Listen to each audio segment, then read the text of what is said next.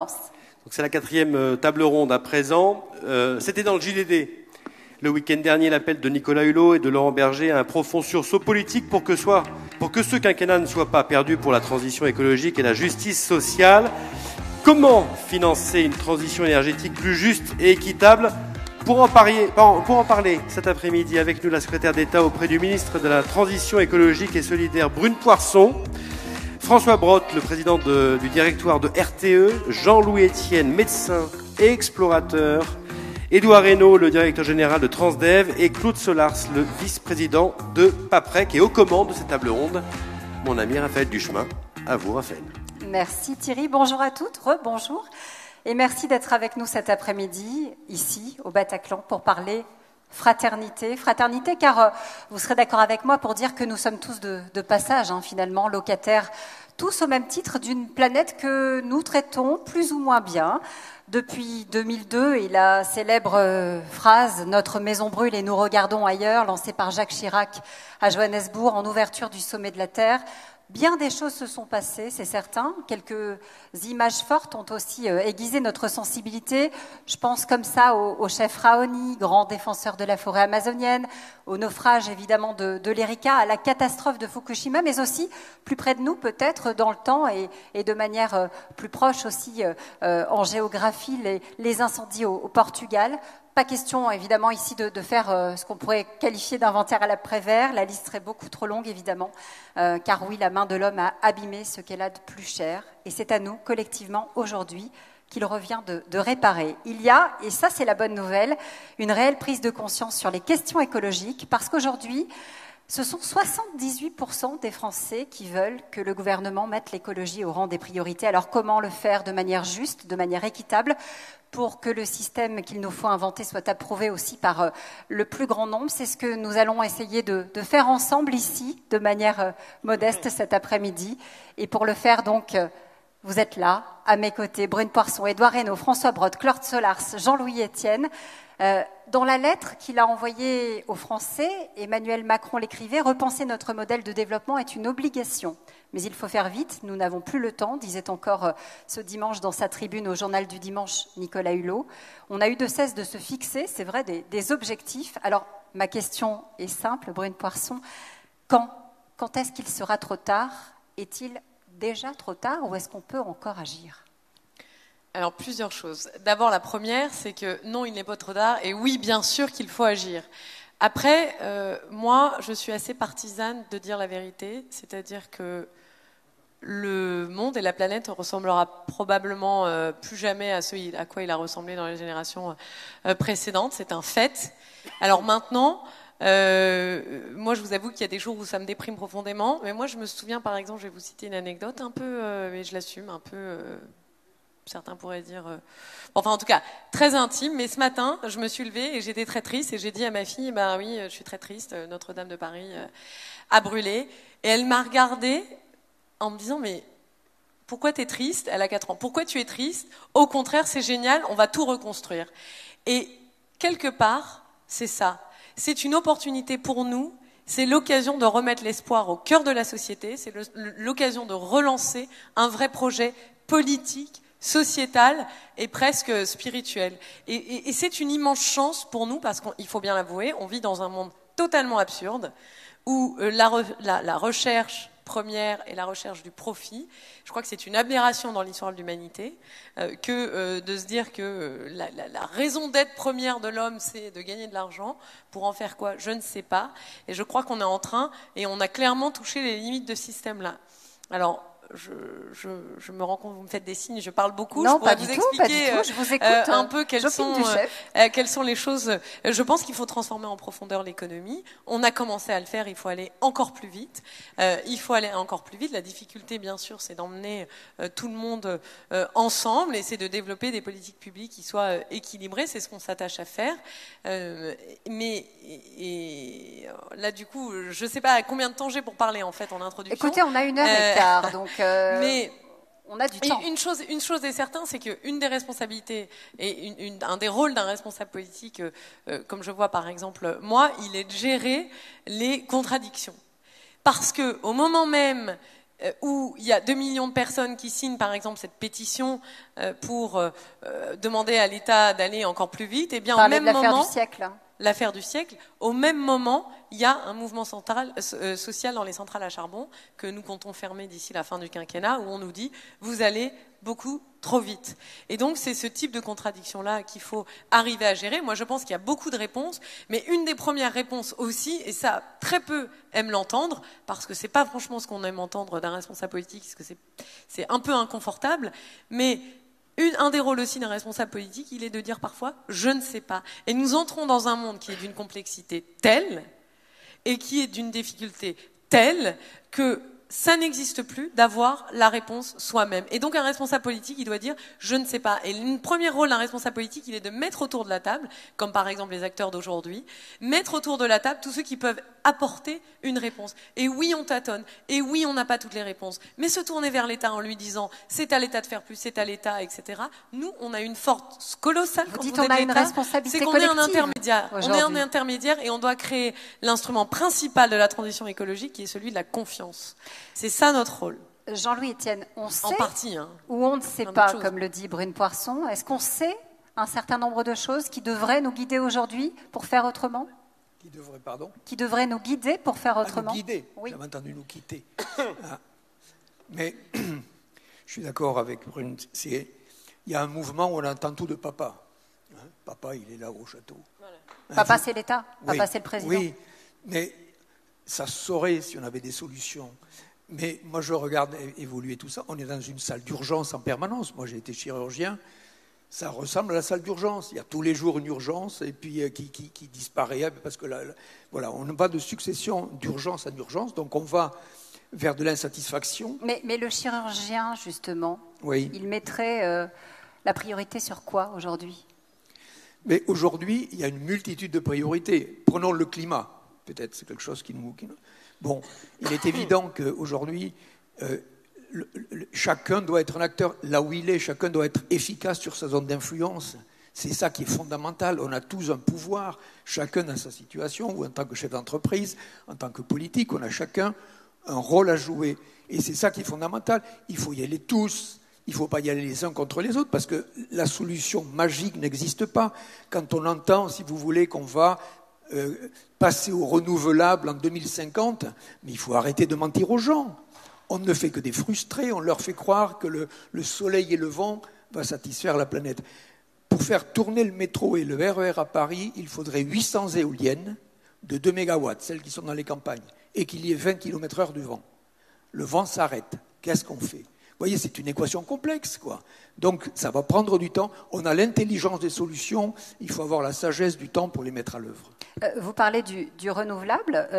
François Brotte, on a encore des progrès à faire sur le renouvelable. Je crois qu'aujourd'hui, il y a seulement 23% de l'énergie consommée en France qui provient justement de ce renouvelable. Alors, c'est mieux que l'année dernière. On était, je crois, aux alentours de 18, un peu plus 18,5%.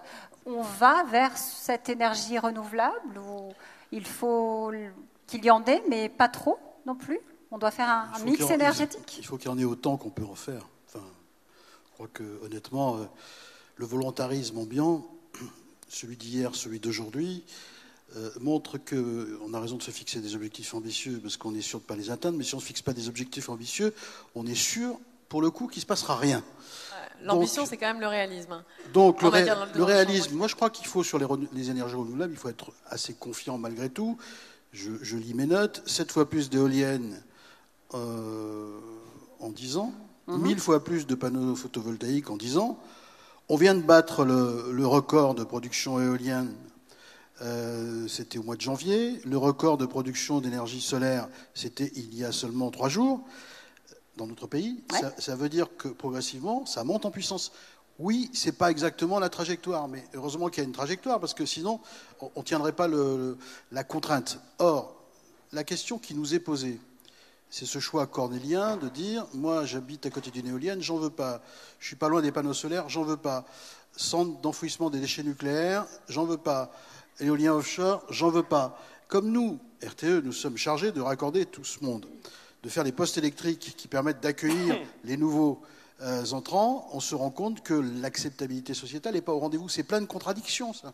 Puisque tous ceux avec qui vous parlez sont les mêmes qui vont reprocher ici ou là au gouvernement de ne pas tenir la trajectoire. Et pourtant, ce sont les mêmes qui font barrage pour que les opérations se mettent en œuvre. Donc, vous voyez, on a du mal en termes de pédagogie. Alors, Jean-Louis Etienne a raison. Quand les trains dans une gare sont en panne parce que le réseau est en panne, ça nous est arrivé, on doit avoir beaucoup de batteries et de piles. On ne fera pas démarrer des trains. Il faut quand même un peu de puissance, un peu d'énergie, et les énergies renouvelables ne peuvent pas, à elles seules, en tout cas actuellement, sans un apport de stockage significatif qui sera plus performant que ce qu'on connaît aujourd'hui, résoudre tous les problèmes de fonctionnement, notamment de la mobilité. Claude Solars, je vous vois prêt à réagir. Oui, je suis prêt à réagir. Non, je pense surtout que le creuset que représente l'entreprise, qui se doit d'être citoyenne et militante, et c'est un lieu privilégié pour rassembler avec tous les collaborateurs, si on arrive à les motiver et à leur expliquer, et pour moi, c'est là qu'on doit le faire. Paprec, par exemple, moi je suis au Paprec, a pour 1994 quand même. Le recyclage, c'est l'ADN de Paprec. Hein. C'est l'ADN de Paprec. C'est quelque chose qui a été très vite senti, très tôt, finalement, absolument, à un absolument. moment où personne n'y pensait. Mais le travailler ensemble et le vivre ensemble est la colonne vertébrale de Paprec. C'est une entreprise qui se veut militante, c'est une entreprise qui a pour devise une planète plus verte et milite pour l'égalité des chances. On voit bien que les prélèvements sociaux ont atteint leurs limites. On est au maximum des prélèvements d'impôts en France, où on est parmi les plus taxés au monde. Et donc, ce que je pense, c'est qu'il y a des tas de mesures qui ont été prises, qui ont été votées, et qui souvent ne sont pas appliquées. Par exemple et par exemple, alors je vais prendre un exemple, et elles ne sont pas mises en exemple. Par exemple, la tarification incitative des enlèvements d'ordures, au poids produit par chaque citoyen, que chacun paye, et vous verrez qu'il y aura moins de déchets. Chacun doit payer selon les déchets qu'il produit. Ça incitera au tri. Et par exemple, quand on va dans un conteneur collectif, à ce moment-là, on a un badge. Et avec ce badge, il vous nomme, et là aussi, vous payez une taxe. Non, et de faire en sorte. Donc voilà une des règles qui devraient être appliquées et qui pourraient l'être facilement et qui ne coûtent rien. Après, il y a la collecte séparée des biodéchets. C'est extrêmement important. Pour l'utilisation en amendement, on composte en énergie par méthanisation. Nous faisons tout ça. Hein.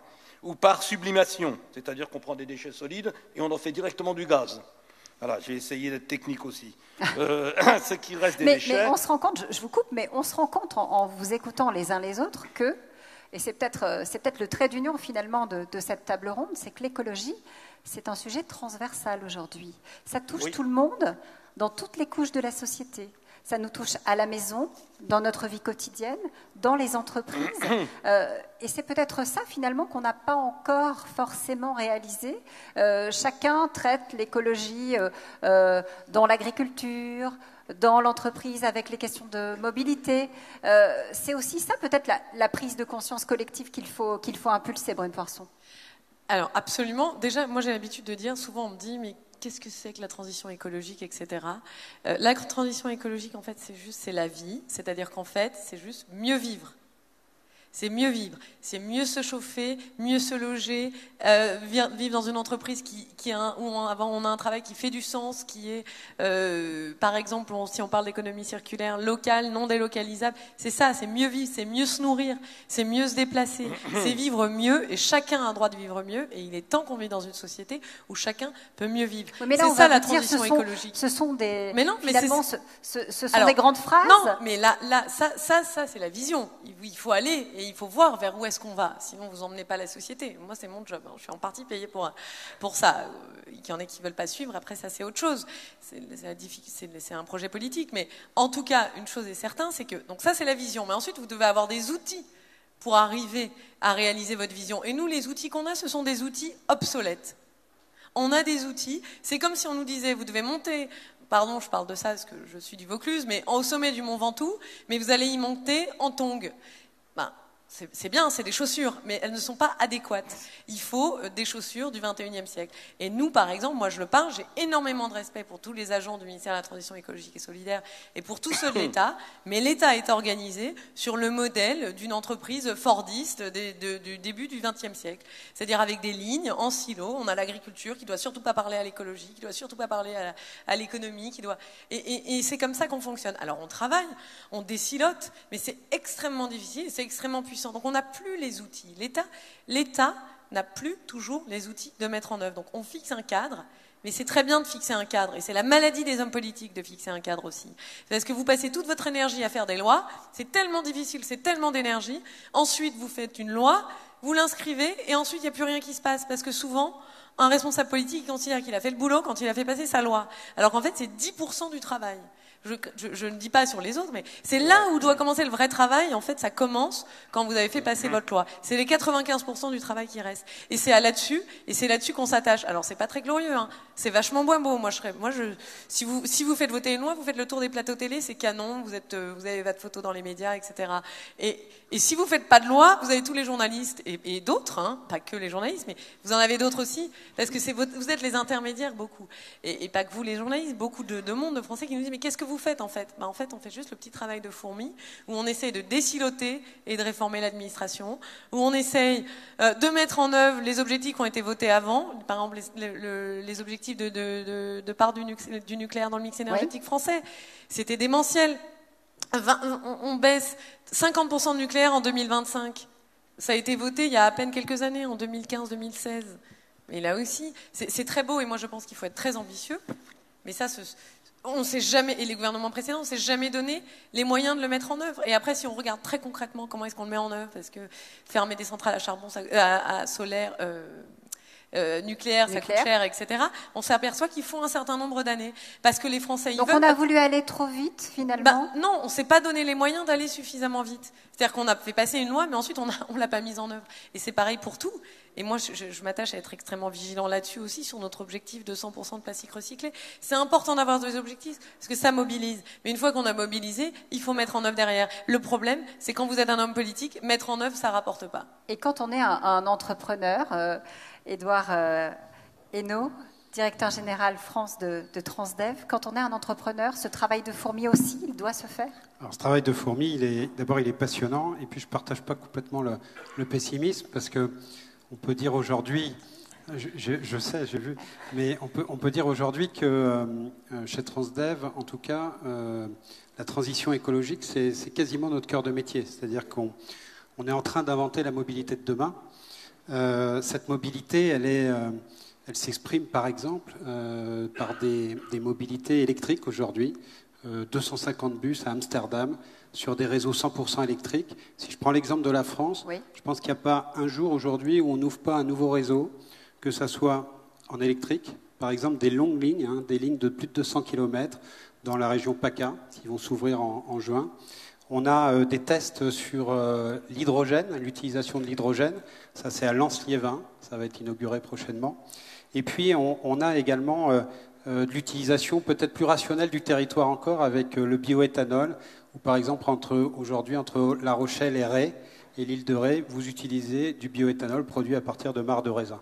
C'est le cas à Libourne également.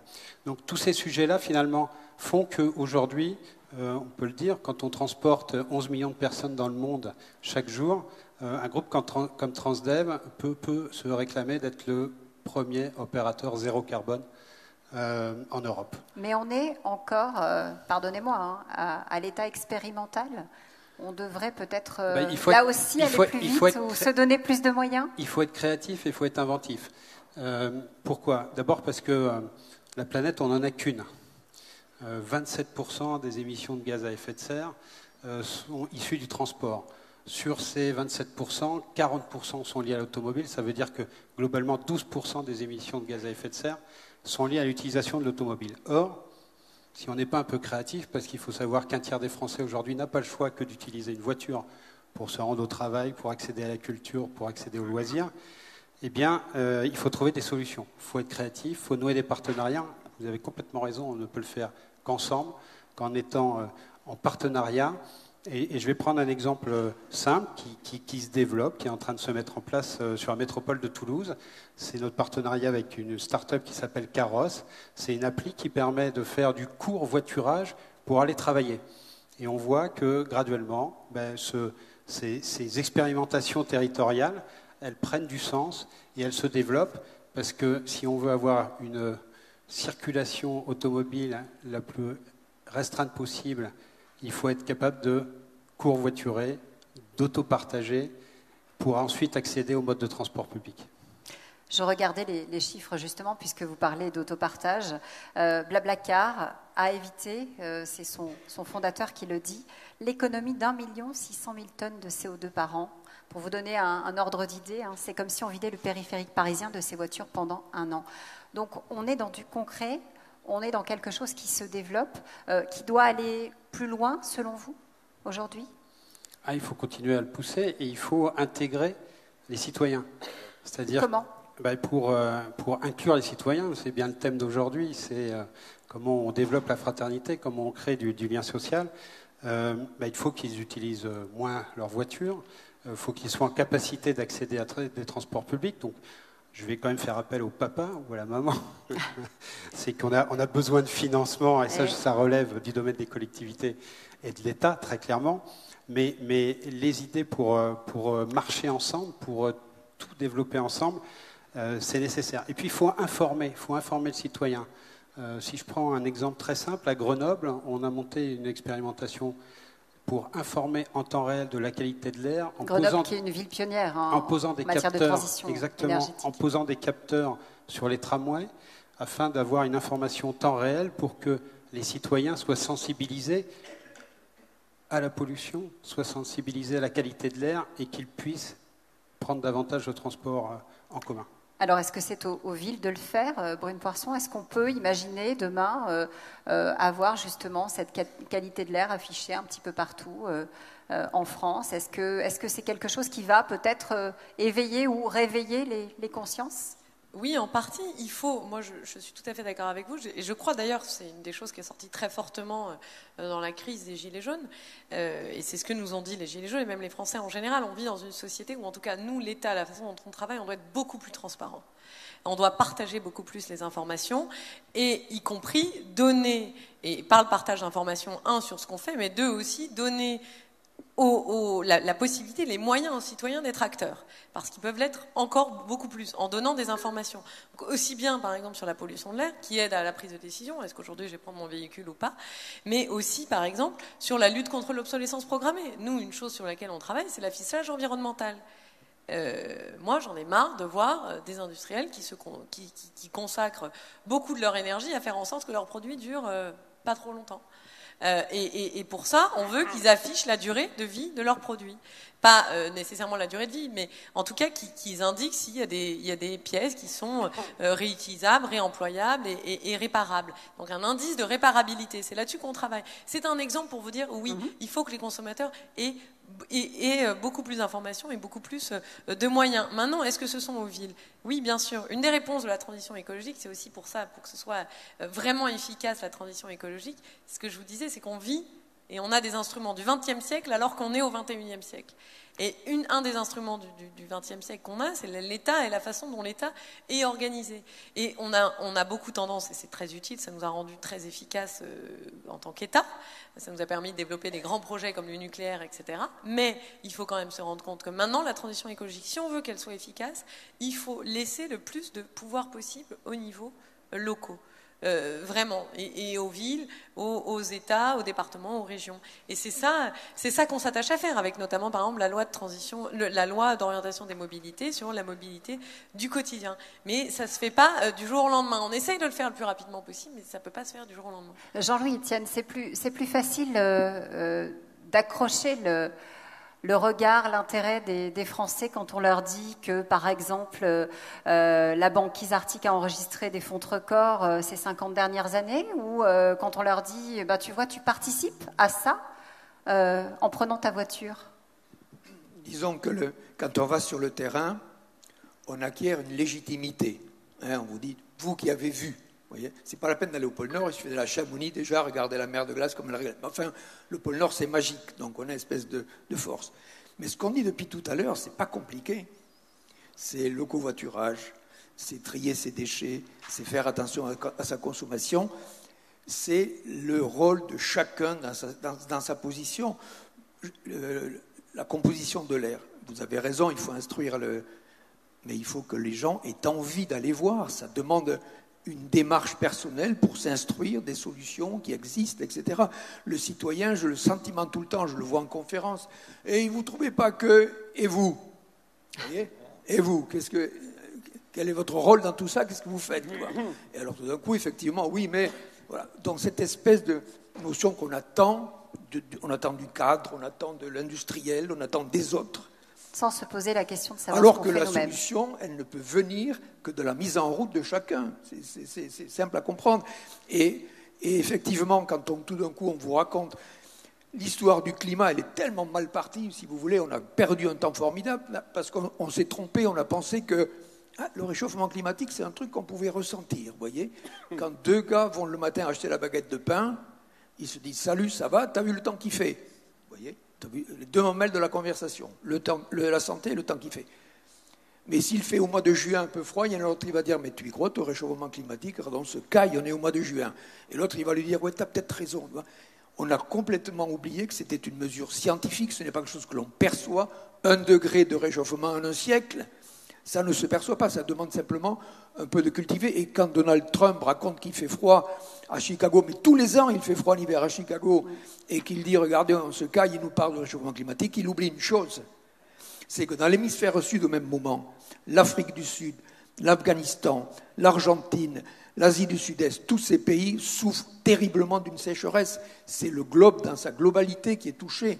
Sans compter l'impact sur l'agriculture, sur le trait de côte, sur notre activité à nous, et puis aussi sur le développement des maladies. Bien sûr, il faut inciter le citoyen, vous avez raison. Mais le citoyen, il faut qu'il s'instruise un minimum des choses. Vous voyez ce que je veux dire? Ils n'ont pas sans arrêt dans l'attente des autres, quoi. Claude Solars? Oui, simplement pour aller dans ce sens-là, c'est de dire que l'individualisme forcené ne peut pas apporter de solution et que le sujet du jour, c'est la fraternité. Et il faut d'abord développer cette fraternité, créer des sentiments collectifs. Et c'est bien pour ça que si je prends une entreprise comme la nôtre, ce qu'on a essayé de faire, c'est de travailler le vivre ensemble et travailler ensemble. Et par exemple... C'est-à-dire, ça se traduit comment chez Paprec au quotidien dans l'entreprise? Oui.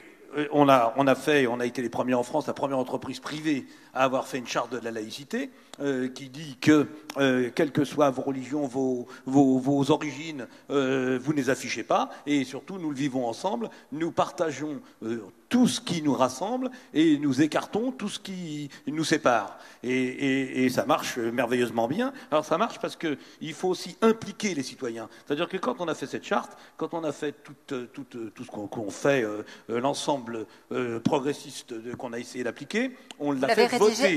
On l'a fait voter. C'est surtout ça qui est essentiel. L'ensemble du personnel a voté pour et ils ont voté à 100% pour. C'est un plébiscite à la Poutine. Mais c'est le cas. Et donc, il n'y a que là que ça peut être imposé, partagé, je dis bien imposé, une fois que ça a été voté. Voilà. Et donc, ce que je crois, c'est qu'il n'y aura jamais de solution des citoyens si on reste dans l'individualisme. Je ne vois pas, par exemple, de vraie fraternité dans le mouvement des Gilets jaunes. Je vais me faire huer, mais chacun vient afficher son problème personnel.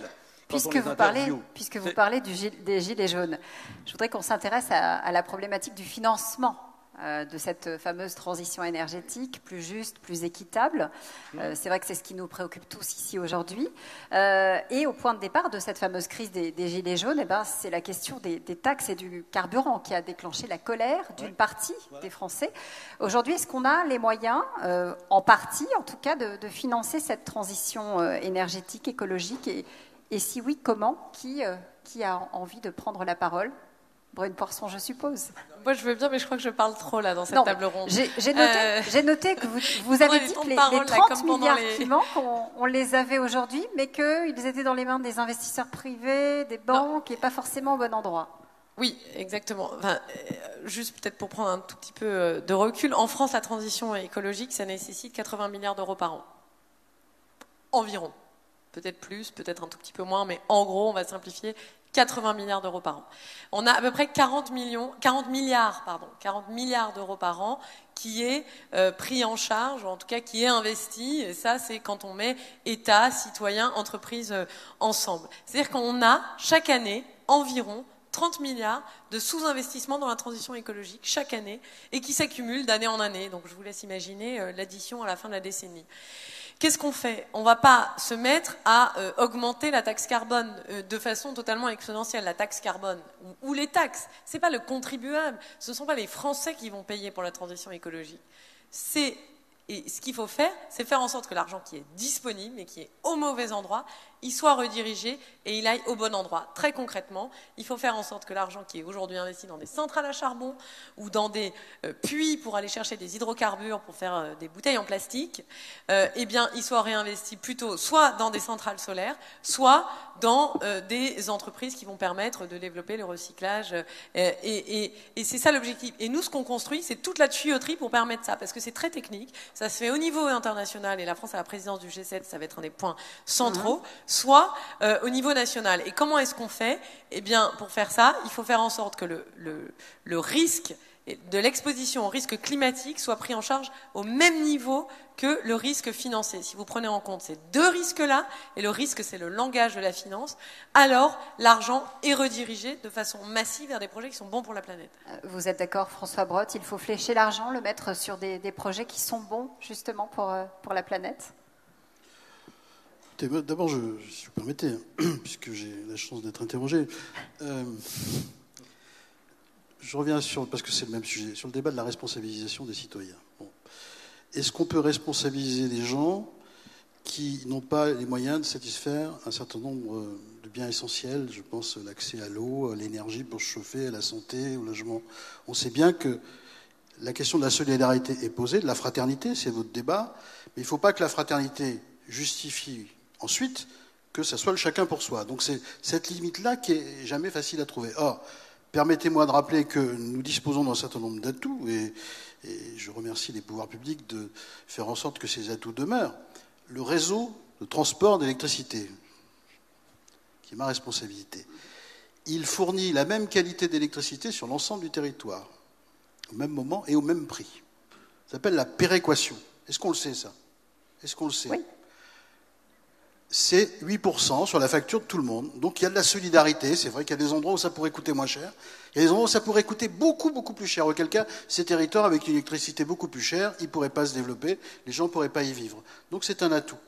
D'autres atouts, Madame la ministre, vous parliez des lois. Bon, il se trouve que j'ai commis quelques méfaits dans une vie antérieure, même une loi qui porte mon nom, mais elle a instauré la trêve hivernale en matière d'énergie. On n'a pas le droit de couper le courant et le gaz l'hiver. On n'a pas le droit de couper l'eau. Pas que ça, votre actif, Monsieur Brottes. On n'a pas le droit de couper l'eau, je sais bien. Parce qu'on ne peut pas se faire justice soi-même. Parce que c'est biens essentiels, ça ne justifie pas qu'on ne paye jamais sa facture. Bon, il se trouve que c'était simple, donc ça a été exécuté. Je partage le point que souvent on fait une loi et puis derrière, personne ne se soucie de la manière dont elle est mise en œuvre.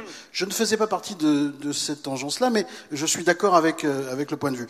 Parce que, généralement, ce qu'on appelle vulgairement la technostructure se charge de transformer significativement l'esprit et la lettre de la loi. Et donc après, personne ne retrouve ses petits. Il y a un gouvernement qui a fait une annonce. Derrière, ça ne marche pas. Ça ne marche pas parce que c'est compliqué. Et en même temps, j'en profite pour ce que j'ai la parole, on est quand même obligé de passer par le dur de la loi et de la norme. Vous parliez de tarification incitative pour les ordures ménagères. C'est une question que je connais bien pour avoir été président d'une grande communauté de communes, avoir essayé le truc. Qu'est-ce que j'ai constaté? Un, que quand on était en montagne, on ne savait pas peser correctement les ordures parce que l'aiguille, elle ne marchait pas. Deux, que la tarification incitative des ordures ménagères, ça faisait que les gens aient jeté leurs sacs poubelles dans les chemins. Non, mais je l'ai constaté. Bon, ça ne veut pas dire qu'il ne faut pas le faire, puisque... Non, mais attendez, ça ne veut pas dire qu'il ne faut pas le faire. Parce que je pense que c'est le meilleur moyen de responsabiliser. J'ai même pris, sur le plan législatif, quelques responsabilités en ce domaine. Donc vous voyez bien qu'il faut faire une pédagogie de l'accompagnement en permanence, il faut être militant de gestes qui sauvent la planète, les expliquer, parce qu'il y a toujours une solution pour essayer de contourner l'obstacle. On le sait bien, c'est difficile. Mais ça veut dire que c'est un travail de longue haleine. Les élus locaux c'est du sens civique. C'est du sens civique, oui, mais ça ne se décrète pas seulement chez le boulanger, le sens civique. Hein, vous le disiez à l'instant. Je voulais juste Monsieur faire une Lars. remarque. Et puis je reviendrai vers vous dans Il serait un instant. intéressant quand l'État propose un projet, propose une norme, une loi, qu'il consulte les industriels, ceux qui ont l'expérience. Non, je pense, vous ne vous avez pas consulté, je ne crois pas. Pardon ? Non seulement je vous ai consulté, mais je suis allée voir les usines de Pâques partout sur le territoire. Je crois que vous êtes attaché. Non, attendez, je vais finir. Je vous ai laissé un souvenir impérissable. Je vais finir. Je crois que vous êtes attaché à la consigne, par exemple. J'ai entendu ça, et je pourrais expliquer. Mais là, on je suis pas attachée à la consigne. Moi, il y a l'Europe, et oui, j'ai voté le texte et j'ai fait la négociation. Et l'Europe nous dit en 2025, 90% de plastique. Si on avait le temps, je pourrais vous expliquer sur ces 90% que la consigne est une erreur totale. Alors, monsieur, vous êtes adorable de vouloir me donner des leçons, mais il se trouve que malheureusement, ça fait quand même un an que j'étudie la question. Je vous fais partager mon savoir, mais vous n'avez pas demandé à moi. Mais vous savez, si vous me demandez, je vous expliquerai. Quand vous êtes une jeune femme en politique, tout le monde veut vous expliquer ce qu'il sait. Ah non, mais moi, c'est un seul problème. Je vais vous expliquer pourquoi la consigne est négative et ne rapporte rien et qu'elle coûte aux citoyens. Et c'est tout. Et quand vous voulez, je vous explique. Mais moi, je peux aussi vous expliquer, c'est tout. Un de mes points de vue très clairs, qui est que les Français, vous savez, les bouteilles en plastique, c'est pas ce qu'ils préfèrent. Et qu'ils nous ont demandé une chose, et à plusieurs reprises, et dans plusieurs cadres, des consultations en ligne, je peux vous ressortir tous les documents scientifiques. Deux choses. La première, c'est qu'au niveau français, les Français nous disent, il y a trop de pollution plastique, on en a marre, et l'État pourrait faire beaucoup plus. Donc il faut bien améliorer les systèmes en France de collecte et de recyclage, et je parle de collecte à la base du plastique, pouvoir le recycler et créer des filières, c'est-à-dire précisément créer la boucle pour que la prochaine bouteille en plastique, eh bien, elle soit faite 100% en plastique recyclé. Et pour ça, il faut avoir créé la boucle. Je ne vais pas vous l'expliquer à vous, c'est votre travail. Premièrement, et deuxièmement, au niveau européen, il se trouve, et oui, la France a négocié, elle a été très moteur là-dessus, il se trouve qu'au niveau européen, l'Europe nous a dit, les amis, enfin, pays européens, c'est 90% de plastique collecté et recyclé, et de bouteilles en plastique collectées et recyclées d'ici 2025. Moi, je regarde les choses avec des industriels, avec beaucoup de start-up aussi qui ont parfois des réponses, avec des industriels comme vous qui connaissez le terrain depuis très longtemps, avec des agents de l'État, avec des ONG qui ont aussi plein de bonnes idées pour celles qui travaillent, avec des citoyens français. Tous ensemble, ça fait un an qu'on travaille, et une des solutions qui a émergé, ce sont des types de systèmes de consigne. Parce que c'est là où vous allez chercher toutes les tonnes de plastique qui normalement finissent au fond des océans, dans les caniveaux, dans les parcs. C'est ça la réalité aussi. Non mais je lui dis, ça serait trop long. Mais la partie qui ne sera pas... C'est un monologue, si non, vous voulez, non, un dialogue. C'est pas un monologue. J'essaye de vous répondre. La partie de consigne payée par les citoyens, qui ne revient pas dans la grande surface dans laquelle elle a été prise, cette partie ne profite qu'à l'industriel, aux distributeurs, elle est perdue pour les citoyens. Mais parce que vous savez... Attendez, une seconde, je vais quand même finir. Je sais bien qu'ici, je suis pas ministre, mais quand même. Et en tout cas, c'est une véritable perte. Et d'autre part, vous appauvrissez les centres de collecte qui, eux, ont été financés par l'État, N'oubliez pas, pardon, de vous interrompre, Monsieur Solars. Quand vous voulez, vous me convoquez, et pas de problème, j'essaie de vous expliquer ça. Mais moi, j'ai déjà vu vos équipes, Claude Solars, si c'est effectivement, comme le précisait Brune Poirson, une demande qui émane des Français, des Européens, c'est quelque chose qu'il faut entendre, quoi qu'il en soit. Mais on l'entend. C'est pour ça que j'y réponds. Mais s'ils sont mal informés, on peut quand même leur dire qu'ils se trompent. Ah oui, mais après, les Français sont bêtes, c'est bien connu. N'est pas force de loi. Oui, mais si c'est le désir des Français et des Européens, il faut pouvoir y répondre aussi peut-être. Mais vous voyez, je ne vais pas repartir sur la consigne, c'est un débat technique, on l'aura entre nous, et en l'occurrence, on est en train de tester, et ça, vous voyez, personne ne le sait. On dit que le gouvernement fait rien en matière de transition, mais nous, on a 20 projets sur tout le territoire où on teste différents systèmes de consigne pour aller collecter le plastique. Mais je vais juste un instant. Je dis simplement, vous voyez, l'échange qu'on a eu, il est très emblématique de la difficulté de la transition écologique. C'est-à-dire qu'au premier abord, vous vous dites, ben voilà, en fait, il y a quelqu'un qui recycle, un ministre, il n'y a qu'à faire 1+1, et vous mettez votre système de consigne, et on interdit les bouteilles en plastique où il n'y a plus de plastique. C'est ça qu'on se dit. Ben non, parce que vous, l'industriel, ça fait 30 ans que vous êtes dans un système donné de collecte des déchets, qui vous arrange puisque vous avez fait un certain nombre d'investissements, qui n'est pas prévu pour aller au maximum de la collecte des déchets, et c'est ça la difficulté de la transition. C'est qu'on a tous des intérêts, et que le job, c'est de les changer. Et c'est très dur. Ce que j'essayais de dire, c'est que cet investissement, on est dans un débat sur la fraternité. Nous qui l'avons fait, vous l'avez fait aussi. Vous le faites aussi. On est dans un débat sur la fraternité. Je voudrais qu'effectivement, on puisse donner la parole à tout le monde. François Brottes et ensuite Edouard Hainaut. Je souhaite vraiment que Brune Poisson soit totalement à l'aise dans cette table ronde, ce qu'elle est toujours. D'abord, je veux saluer, il faut le dire, parce qu'on n'en parle jamais des trains qui partent à l'heure, l'accès au chèque énergie. Voilà un truc qui a été inventé il y a quelques années, dont quasiment personne ne savait que ça existait. Je caricature à peine. Là, le gouvernement a mis en place un dispositif On en parle très... tout le temps, régulièrement. Non mais d'accord, maintenant c'est 8 millions de bénéficiaires. Ça veut pas dire que c'est nouveau. Il y avait toujours autant de gens qui en avaient besoin, simplement le mode de distribution et le montant n'étaient pas suffisamment Les gens ne attractifs. le demandaient Voilà. pas, effectivement. Absolument. C'était Donc compliqué. ça résout pas tous les problèmes, mais ça c'est un vrai acte de fraternité et de solidarité qu'il faut reconnaître et saluer. Ensuite, on parle de l'Europe. Moi je suis le président d'une entreprise qui est le plus gros réseau de transport d'électricité en Europe sur les 43 qui existent. Nous avons 400 interconnexions dans toute l'Europe, et l'Europe de l'électricité, on est en période européenne, je le dis, c'est un truc qui marche. C'est un truc qui a organisé la fraternité entre les différents pays, parce que les électrons font pas de politique. Et que quand il nous en manque, on en prend chez les voisins. Quand on en a en trop, on aide les voisins. Et ça, c'est très important. Et je veux saluer l'action de Madame la Ministre, parce que sans le veto qu'elle a posé à un moment d'arbitrage récemment sur des directives européennes un peu farfelues, un peu technocratiques pour dire les choses, sans le veto de la France par son intermédiaire, on aurait sacrifié aux fondamentaux de la sûreté électrique. Donc vous voyez, tout ne se passe pas aussi mal que parfois on le décrit. On est d'accord. Moi, je voudrais qu'on s'arrête un instant, et je vais d'abord donner la parole à Édouard Hainaut, mais je vous livre une réflexion que j'ai sur les tarifs de l'électricité, parce que vous en parliez tout à l'heure. On disait, voilà, tout le monde est logé à la même enseigne. Or, aujourd'hui, vous n'êtes pas sans savoir que la CRE, la Commission de régulation de l'énergie, a décidé de faire évoluer ses tarifs, en tout cas pour les tarifs réglementés, de 5,9%, ce sera au mois de juin. On est aussi clairement devant un problème de pouvoir d'achat des Français. Je vous mets ça dans un coin de vos têtes, et on va y revenir dans un instant. Mais je voudrais d'abord donner la parole à Édouard Hainaut. Ouais, moi je voulais revenir sur le sujet d'accéder au travail, en fait, être en capacité, quand on est dans ce qu'on appelle des zones peu denses, ou en rural, ou en périurbain, pour rejoindre les lieux de son travail. Là aussi, on est sur la question de la fraternité. Exactement, d'abord parce que en vérité, quand vous transportez des gens, vous créez du lien social, vous leur permettez d'accéder à beaucoup de choses, et d'une certaine manière, on pourrait dire que le transport, le déplacement, c'est la vie. Donc c'est vraiment un moment important de chaque jour, parce que vous en parliez tout à l'heure, la loi L'Homme, elle doit couvrir les mobilités du quotidien. 98% des mobilités sont les mobilités du quotidien. Seulement 2% sont les mobilités occasionnelles. Être occasionnel, ça veut dire partir d'une ville à l'autre, prendre un billet de train, avancer, aller assez loin en fait par rapport à sa mobilité. Sinon, 98%, c'est moins de 80 km tous les jours. Et ça, c'est important parce que ça permet d'accéder à son travail. Par exemple, il y a des initiatives locales. Et quand je disais qu'on est obligé d'avoir du partenariat, il faut avoir comme partenaire la région, l'agglomération, la collectivité.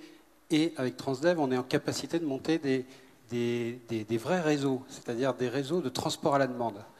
Par exemple, aujourd'hui, dans le sud avesnois, vous êtes en capacité, quand vous êtes usager, vous n'avez pas de voiture, pour 1 € d'aller à votre travail. Et ça a été monté par les collectivités, par la région, avec nos collègues de la Banque des Territoires également, ce qui permet de développer des initiatives qui sont vraiment, vraiment des réussites pour que les gens accèdent à l'emploi. Je vous interromps 2 secondes pour dire que le transport, et vous me corrigerez si mes chiffres sont inexacts, c'est 27% des émissions en Europe, et la voiture individuelle, je crois, c'est 41%. 41% de ces 27%, secteur. Soit 12%, c'est ce que je vous disais tout à l'heure. On pourrait aussi rajouter que 8 habitants sur 10 sont dans des environnements qui sont au-delà des normes de qualité. Et on pourrait dire aussi qu'entre 2014 et 2017, ces émissions de CO2... Donc il faut trouver les moyens d'abandonner la voiture, en tout cas de pouvoir moins l'utiliser, de pouvoir la partager et de pouvoir rejoindre des réseaux de transport. Il y a des exemples qui sont très marquants. Prenez les Espagnols, par exemple. À Madrid, on a des bus à haut niveau de service avec des gares tout autour de Madrid qui ramènent en 35 minutes au cœur de Madrid 300 000 personnes par des transports publics sur des voies réservées. Je pense qu'on doit aussi se poser ce type de questions pour accélérer notre capacité à partager les moyens de transport. Et les bus seront électriques, et plus on les partagera, plus ça sera simple de les alimenter également avec de l'énergie durable. Partager les transports, Jean-Louis Etienne, c'est finalement la même chose que partager la planète, ce qu'on fait au quotidien. Ah oui, moi je marche. Je vous invite à marcher d'ailleurs, si vous n'avez peut-être plus beaucoup de temps. Mais la marche, c'est quelque chose qui est un élément de santé en plus. On oublie trop qu'effectivement, on a deux pattes. Et c'est pas que les jambes qui marchent, c'est le cerveau qui marche avec. Enfin, ça a plein de vertus. J'ai travaillé sur le sujet. Mais j'en reviens à cette notion de pédagogie, de donner envie. C'est ça qui est fondamental. Parce que je fais beaucoup de conférences sur les sujets environnementaux. Il y a toujours des grincheux, mais des grincheux professionnels, toujours des grincheux. Et je me suis rendu compte d'une chose. Quand vous faites la liste de ce qui ne va pas, vous êtes super applaudi. Vous voyez ce que je veux dire? Comme s'il y avait un consensus dans tout ce qui va mal. Voilà. Et en fait, ce n'est pas du tout ma vocation ni mon rôle. Au contraire, je fais de la pédagogie et j'incite. Et donc la question, c'est, mais est-ce que vous êtes optimiste? Mais je dis, mais attendez, mais on ne peut pas s'en sortir autrement. Je veux dire, sinon c'est unijambiste droit cherche unijambiste gauche pour avancer, on ne va pas loin. Vous voyez ce que je veux dire? Bien sûr. Moi, j'ai été médecin pendant de nombreuses années. Et on rencontre que des gens qui ne vont pas bien, mais ce n'est pas pour ça qu'il faut être celui qui va mal par compassion avec le malade. Vous voyez ce que je veux dire? Il faut au contraire entraîner. Ça, c'est de la pédagogie permanente. À côté de chez moi, il y a un lycée dont la directrice me dit « je ne vais pas autoriser les enfants à aller devant le ministère ». Je dis « bon, alors… » Non, parce qu'à partir jusqu'en seconde, les grands, oui, mais pas les. Ah, vous faites référence aux manifestations pour alors la j'ai planète, dit, moi, je vais venir et je vais vous faire un cours sur le climat. Et alors donc, il y en avait qui étaient là. Il y avait un groupe qui était là, qui était animé par une institutrice à Poissy. Et il y avait des CME, etc., des sixièmes. Alors je dis, qu'est-ce que tu veux, toi? Elle dit, moi, je veux sauver la planète. Je dis, ça, c'est une bonne idée. Mais on va sauver Poissy d'abord. Hein. Le chantier est là, pas loin. Et donc, ce sont des enfants qui sont vachement éduqués, qu'ils ont amenés à l'Assemblée nationale, ils ont travaillé sur des textes, ils voient que, effectivement, ce qu'on peut faire, etc. Et j'ai dit, mais vous savez lire des choses, vous avez de l'intelligence. À Poissy, il y a des gens qui ont besoin de restaurer leur habitat parce que c'est des passoires énergétiques. Vous savez lire le texte, vous allez trouver, je suis sûr, un endroit, une loi où l'État peut aider. Faites ces travaux pratiques. Et c'est sans arrêt mon travail de ramener sans arrêt la responsabilité du citoyen et de le faire. Il y a du fun à être écolo. C'est pas, vous voyez ce que je veux dire? C'est pas qu'une punition. François Brottes, ramener la responsabilité du citoyen au centre, c'est l'essentiel. Vous avez effleuré les questions des tarifs. Si vous voulez, j'y réponds. Oui. Puisque c'est d'actualité. J'y arrive, cher ami. Bon. Il faut faire attention à ne pas polémiquer sur tout, même si c'est au cœur des sujets. D'abord, c'est bien parce qu'il y a un cadre législatif qui est d'abord la déclinaison d'une disposition européenne qui fixe clairement le fait que c'est au régulateur. Le tarif n'est pas au gouvernement, pour le coup. Le gouvernement, il donne un avis, il peut dire d'accord, pas d'accord, mais ça ne change pas. Le régulateur, au bout du bout, il a la décision. Premièrement, le tarif, c'est 36% l'énergie. C'est 30% les réseaux de transport et de distribution qui permettent à chacun d'avoir, où qu'il se trouve, le droit à avoir de l'électricité de qualité. Le reste, c'est le développement des renouvelables qu'il faut aider à monter en puissance. C'est le soutien à ce qu'on appelle les zones non interconnectées. On a un certain nombre de départements et de territoires d'outre-mer qui sont aussi la France et qui n'ont pas accès justement au réseau de transport. Il faut trouver des solutions alternatives. Et les tarifs réglementés auxquels la France a marqué son attachement récemment, je saluais tout à l'heure le travail de Madame la Ministre, ils sont en gros 20% moins chers que dans tout le reste de l'Europe. Donc on peut toujours se dire que nous, c'est absolument insupportable d'avoir une qualité d'électricité la même partout au même prix, mais après, si on regarde autour ce que ça coûte et quelles sont les conditions du développement d'une transition énergétique à un prix qui est quand même 20% moins cher qu'ailleurs, il faut peut-être se poser la question là d'une responsabilisation de chacun. Pour ce qui est des plus précaires, on l'a dit tout à l'heure, il y a un certain nombre de dispositions qui permettent cette solidarité, même quand il y a une augmentation de tarifs, du coup, il y a un coup de main qui est donné à ceux qui sont le plus en difficulté. Pour le reste, il y a une évolution quand on prend l'inflation, plus tout ce qu'apportent finalement les solutions d'accès à plus de renouvelables. Moi, je crois qu'on est dans quelque chose d'assez raisonnable. Ce n'est pas politiquement correct de le dire. Moi, je ne fais plus de politique, donc j'ai le droit de le dire. Et puis on a toujours la possibilité de changer de fournisseur aussi. Et ça fait partie d'une des réponses qui a été donnée, je crois, par le gouvernement. Dire on peut changer de fournisseur d'énergie et ça peut aussi parfois faire baisser la facture pour certains des Français qui trouveraient que c'est un peu trop cher. Mais en fait, il faut savoir ce qu'on veut. Il existe une concurrence on veut faire une transition énergétique et c'est la question de la maintenance. Enfin, pardon, je vais faire une comparaison qui est quand même peut-être un peu limite, mais Notre-Dame de Paris, par exemple, il y en a certains qui disent aussi, si on avait fait plus de maintenance, peut-être qu'elle n'aurait jamais pris feu. Je ne suis pas en train de réécrire l'histoire, je vous dis juste que la maintenance, c'est fondamental. Et c'est aussi le cas des réseaux. Il faut les maintenir en bon état, parce que moi, j'ai aucun problème, j'ai vécu en Inde. Je veux dire, des heures et des heures chaque jour sans électricité, on s'y habitue. En France, c'est pas comme ça. Donc, si on veut de la sécurité d'approvisionnement, il faut des réseaux de qualité et il faut aussi pouvoir investir dans les énergies renouvelables. Et c'est d'autant plus important qu'on n'a pas encore trouvé de système de stockage de l'énergie, par exemple, et qu'on doit aussi se donner les moyens de développer les réseaux décentralisés. Bref, toute une palette de solutions. Mais encore une fois, c'est pas le gouvernement qui décide des tarifs de l'électricité, c'est une commission indépendante, et pour une bonne raison d'ailleurs. On va peut-être, si vous le voulez bien, donner la parole à la salle, parce que je crois que nous avons des questions qui nous attendent, des questions sur cette fraternité et sur cette écologie que nous essayons de faire vivre au quotidien, vous dans vos entreprises, vous au gouvernement, finalement nous tous, dans nos vies. Qui a envie de... Alors, voilà, monsieur, je vous en prie. Bonjour, merci pour ces interventions très riches. Ma question est à Madame la Ministre. Vous avez évoqué tout à l'heure le concept de la réparabilité.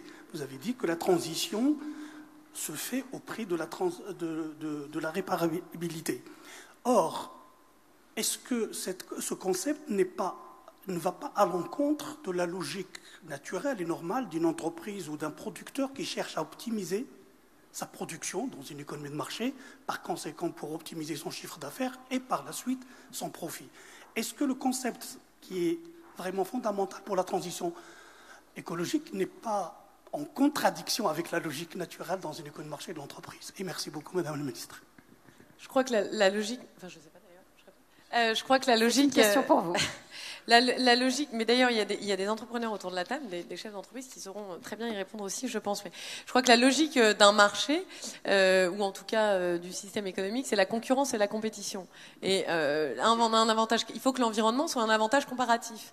Et moi, j'ai visité des entreprises, pour pas la citer, une entreprise d'électronique et de petit électroménager, qui a fondé une grande partie de sa compétitivité sur le fait qu'elle commercialisait des produits robustes, de qualité, qui sont réparables avec des pièces détachées, disponibles pendant des dizaines d'années.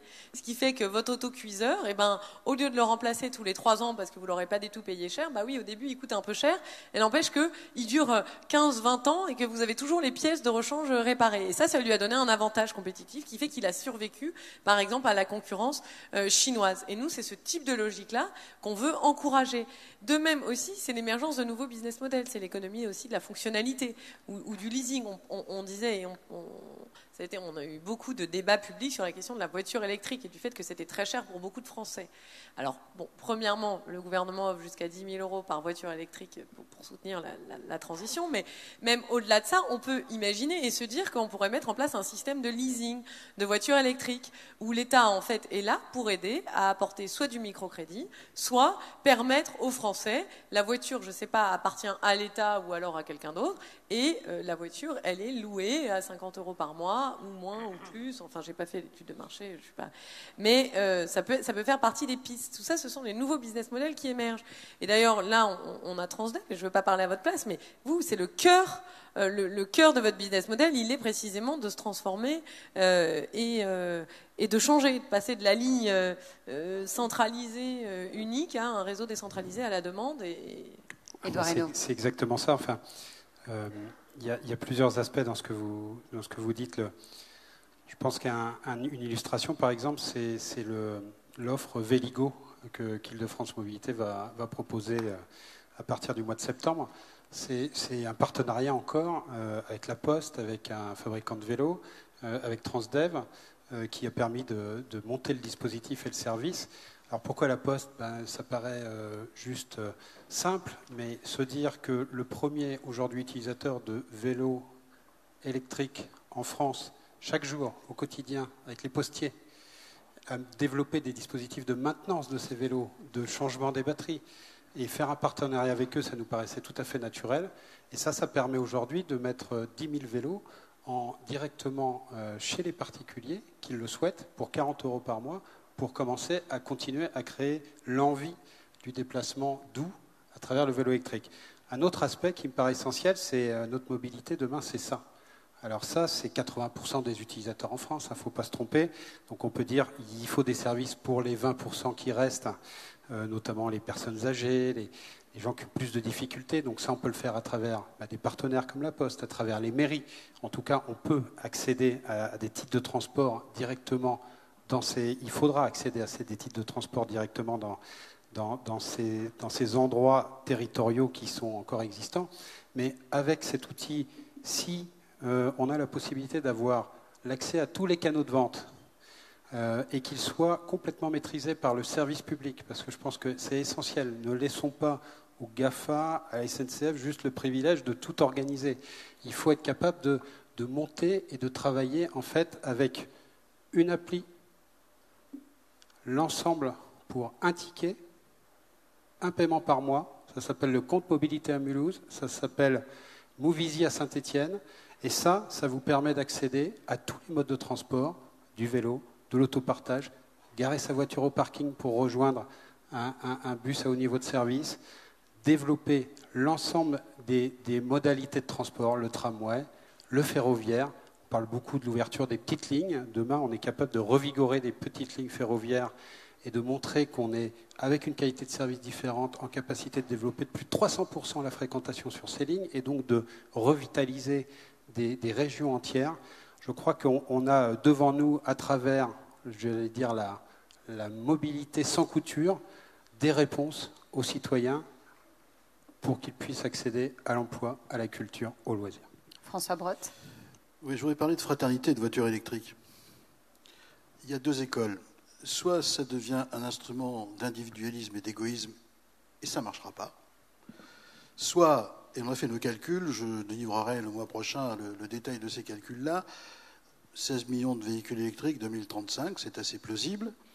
Si il y a une organisation du mode de recharge, à quelle heure on recharge, avec quelle puissance on recharge, on peut avoir, notamment dans les moments où il y a beaucoup d'électricité de disponibilité, la nuit, on peut avoir l'équivalent de 10 steps, autrement dit les barrages classiques dont on dispose aujourd'hui. Parce que la batterie stocke et on peut déstocker, on peut injecter ensuite sur le réseau. C'est bien le schéma dans lequel il faut être. Il va falloir un peu s'organiser ensemble, peut-être avec quelques signaux tarifaires, certainement, mais ça devient une vraie chance. Ça consommera pas beaucoup plus d'électricité que ce qu'on consomme aujourd'hui, ça apportera au système un équilibre dont il a vraiment besoin, y compris pour passer des pointes, et donc ça sera vraiment un soutien fort à la transition énergétique via l'électrification des usages. Il faut regarder les choses avec ce côté positif-là, mais évidemment, il faudra faire un petit peu de coercition. Je sais bien que le mot est vulgaire, mais il faudra organiser. Si chacun fait ce qu'il veut, où il veut, quand il veut, c'est vrai qu'on n'y arrivera pas. Mais comme le réseau maille l'ensemble de nos intérêts collectifs, je pense qu'il faut vivre ça comme une chance extraordinaire de mieux passer le cap d'une transition énergétique, pas toujours facile à organiser. Jean-Louis Etienne. Oui, j'avais une question. Vous voulez dire que si tout le monde avait une voiture électrique, vous ne pourriez pas satisfaire la demande ? C'est pas du tout ce que je voulais dire. Donc, si ce que vous avez compris, c'est que je me suis très mal exprimé. Non, mais ce que je veux dire, c'est que dès l'instant, on aura massivement du véhicule électrique, je disais 16 millions par exemple, et qu'on organise la recharge de ces véhicules au moment où l'électricité est abondante, typiquement la nuit. La nuit, on a beaucoup d'électricité qu'on n'utilise pas. On a à ce moment-là une capacité de stockage qui est l'équivalent de 10 barrages, qui sont des steps aujourd'hui. Le problème qu'on a dans notre système électrique en France, compte tenu de la part du chauffage électrique, c'est qu'on a des moments de pic de consommation. Si vous avez un stockage massif qui vous permet de libérer à ce moment-là de l'énergie dont vous n'avez pas besoin, vous n'êtes pas obligé de multiplier la construction de centrales de production. Et vous pouvez vous délester d'un certain nombre de centrales de production dont certaines peuvent être extrêmement polluantes. Claude Solars, je vous vois prendre le micro. Oui, non, juste une petite chose. On va peut-être prendre une autre question juste après. Ce que ça démontre surtout, c'est qu'on a un devoir de formation et d'éducation. Et pour ça, moi, ce que je fais individuellement, c'est d'aller dans les lycées. On va dans les lycées une fois par mois. Je vais dans les lycées et je reste une demi-journée. Et pour expliquer à une classe, mais il faudrait que ça soit multiplié. Mais il y en a beaucoup qui le font quand même. Hein. Et d'aller expliquer, moi je parle surtout de l'entreprise, d'entreprendre, je parle de laïcité, je parle de tout ce qui me passe par la tête d'ailleurs, et surtout l'entreprise. Et leur dire qu'ils ont une chance, et je vais que dans des classes difficiles, et ce qu'on appelle classes difficiles, c'est vraiment des jeunes où pour une bonne partie d'entre eux, le réveil n'a jamais sonné chez eux, hein, depuis 3 générations. Et ça, c'est passionnant, c'est extrêmement épuisant. Mais voilà, je crois qu'on a un devoir d'enseigner, de partager ces connaissances, même sur la consigne. Je leur en parlerai. Voilà. Mais c'est comme ça que les choses avancent. Mais oui, c'est comme ça qu'elles avancent. Nous ne sommes pas d'accord. Et le partage. Je crois qu'on a des questions encore dans la salle. Bonjour, bonsoir. Bonsoir, je m'appelle Alexandre Doheiman et je suis en train de promouvoir le projet européen Les Jeunes Ambassadeurs de la région parisienne. Et l'accélération de la transition écologique est un de nos objectifs. Nous sommes tout à fait d'accord, Madame la Ministre,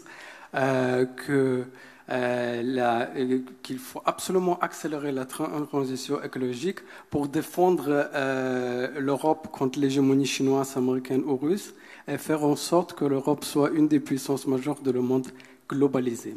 Ma question concerne le nucléaire. Dans une dizaine de jours, il y a une date très triste, la catastrophe de Tchernobyl, le 86.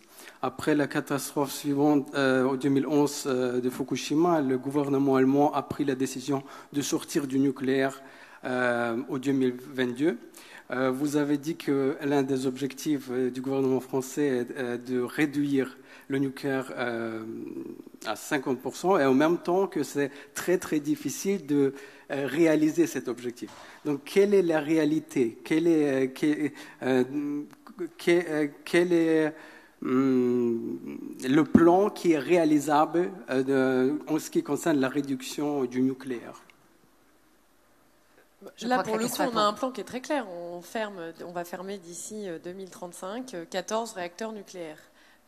C'est l'objectif, c'est planifié, on a les dates, on est en train de travailler là-dessus. Et en parallèle, il faut, au fur et à mesure où la part du nucléaire dans le mix énergétique français va baisser, il faut en parallèle développer de façon massive les énergies renouvelables, et c'est ce qu'on fait. Et pour ça, et en France, ça met encore trop de temps, et c'est encore bien trop lent, l'émergence de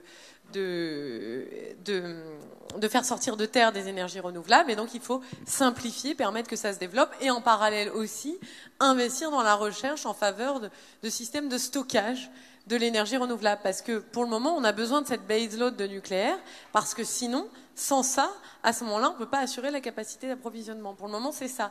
Et ce qu'il nous faut impérativement, c'est trouver des moyens de stocker l'énergie et stocker l'électricité le plus rapidement possible, le plus efficacement possible, au coût le plus abordable possible, puisqu'on parlait des tarifs de l'électricité. Vous savez, moi aussi, je suis face à une contradiction. Je vais sur un plateau, allez au hasard par exemple, sur Europe 1 le lundi.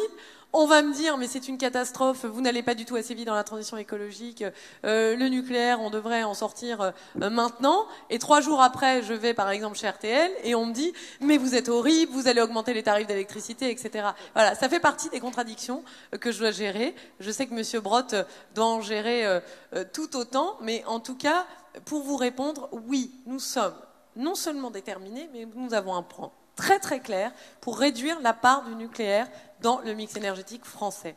L'énergie nucléaire n'est pas la panacée. C'est la moins pire des énergies décarbonées, pour le moment. Mais, enfin, pas décarbonées, mais en tout cas, pour le moment, elle ne produit pas d'émissions de CO2. Mais la priorité, bien sûr, c'est le développement de façon massive des énergies renouvelables. Pour ça, ça suppose aussi un système à l'échelle européenne, avec des interconnexions, pour pouvoir partager aussi cette électricité-là. Mais je parle devant le grand spécialiste de la question, je ne voudrais pas non plus François Brotte, mais la vision, elle est claire, le gouvernement est déterminé. Voilà. Vous étiez en 2013-2014, François Brotte, à la tête de la commission d'enquête relative au coût de la filière nucléaire. Je ne vais pas recommencer l'histoire. Moi, je disais parfois qu'il ne fallait pas mettre tous les œufs dans le même panier, en plus, ce qui est un autre élément. Beaucoup plus de diversité ne nuit pas, en dehors des questions purement, entre guillemets, idéologiques. Mais sur l'Europe, c'est le point sur lequel je voulais insister, parce que je suis à l'origine d'un texte qui maintenant rassemble à peu près 60% de ce que représentent les gestionnaires de réseau en Europe, entre le Nord, le Sud, l'Est et l'Ouest, pour dire à la fois à la Commission européenne future, au Parlement européen futur, mais aussi à nos pouvoirs publics respectifs, parlez-vous entre États, coordonnez l'évolution de vos mix. Parce que le réseau, on lui demande beaucoup, mais il peut faire qu'avec ce qu'il a, nous ne sommes pas chargés, nous, de l'approvisionnement, nous sommes chargés de la sûreté électrique. Moi, je n'ai pas la main sur les centrales de production, je fais avec ce qui est disponible ou ce qui ne l'est pas. C'est la même chose pour le réseau belge, on en parlait récemment, même chose pour les Italiens, les Espagnols, les Autrichiens. Et donc, c'est vrai que les réseaux existent, le maillage est important. La France a 50 interconnexions avec les pays voisins, bientôt 60. C'est beaucoup, c'est bien. Mais il faut que les États respectifs, et je sais que la France a cette volonté, se mettent un peu d'accord sur le rythme d'évolution entre l'évolution du parc nucléaire, l'évolution du parc lignite ou charbon en Allemagne, l'évolution du fioul en Italie, etc. Ça, c'est un des sujets. Donc, puisque l'Europe de l'électricité est plutôt une réussite en matière de réseau, il faut qu'elle le devienne en matière de production. Est-ce qu'on prend une autre question dans la salle? Je ne vois pas très bien, on a une sorte de contre-jour. Sur votre gauche, madame. Là-bas, pardon. Bonjour. Oui. Bonsoir. Bonjour. J'ai été lauréat il y a une quinzaine d'années du ministère de la Recherche sur des kits d'assistance au pédalage utilisant des batteries lithium-ion, qui était la première application grand public au monde. Donc je vais vous dire quelque chose qui est d'autant plus vrai que je suis intéressé par le sujet. J'ai cru voir quelque part, mais vous pourrez me le confirmer, que plus de 50% des déplacements de moins d'1 kilomètre étaient faits en voiture. Donc je me dis, aujourd'hui, on parle de voiture, on parle de mobilité, mais je pense qu'il faudrait peut-être communiquer largement sur l'utilité et les bienfaits, comme disait M. Etienne, des déplacements pédestres. Jean-Louis Etienne, peut-être? Oui. Je pense que, et peut-être vous allez me donner un avis, je trouve que la régionalisation des énergies renouvelables est quelque chose qui serait de nature à mieux les accepter. Et parce que moi je pense que si vous regardez les consommations et tous les efforts que l'on peut faire, je pense que nos besoins domestiques peuvent être couverts par des énergies renouvelables. Je dis bien des besoins domestiques, parce qu'on est beaucoup en milieu pavillonnaire en France, beaucoup de maisons. Et si vous avez effectivement isolé l'habitat, et puis il faut s'en occuper, on a une capacité, chaque toit est un producteur de panneaux solaires photovoltaïques si on veut, panneaux solaires thermiques. On peut avoir un puits canadien, on peut avoir une pompe à chaleur, on peut avoir 2 grosses batteries de camions dans le garage. Je dis camions parce que les mécaniciens de camions ont des batteries qui ne savent pas quoi faire. Elles sont plus bonnes pour le camion, mais elles sont bonnes encore pour le stockage à l'échelle de l'utilisation domestique d'une maison et de faire marcher les machines qui consomment beaucoup. Vous voyez ce que je veux dire?